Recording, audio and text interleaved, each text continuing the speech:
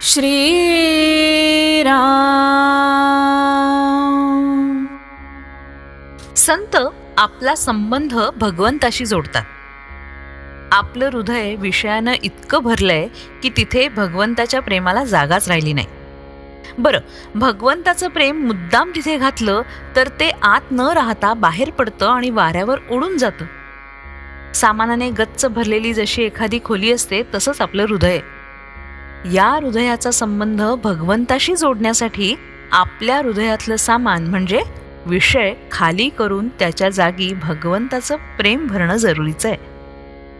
साधारणपणे आपला अनुभव असा आहे की एखादी वस्तू आपल्याला पुष्कळ आणि पुन्हा पुन्हा मिळाली ना तरी तिचा वीट येतो.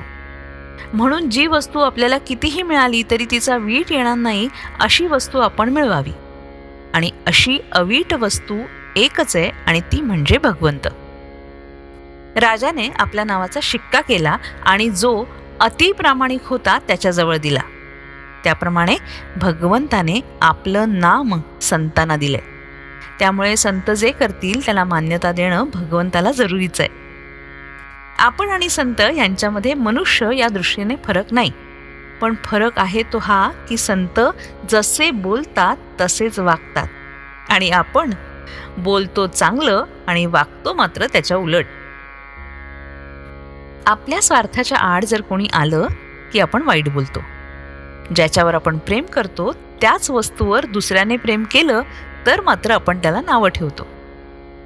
आपण नुसती नीतीची तत्व जेव्हा सांगतो तेव्हा अगदी चांगलं बोलतो, पण वागताना मात्र उलट वागतो ना.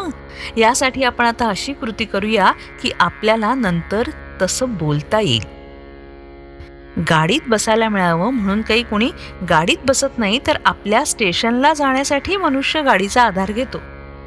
तसा मोठ्या मोठ्या संतांनी प्रपंच केला खरा, पण तो सुखासाठी केला नाही.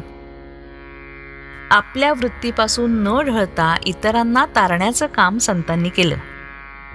बुडणाऱ्या माणसाला जसा दोरीचा आधार द्यावा त्याप्रमाणे संतांनी आपल्याला परमात्म्याचा आधार दिला. चंदनाच्या झाडाजवळच्या झाडांना जसा चंदनाचा वास लागतो त्याप्रमाणे संतांजवळ राहतो तोही संतच होतो. काही कष्ट न करता परमार्थ साधणं हेच सत्संगतीचं महत्त्व आहे. श्रीराम.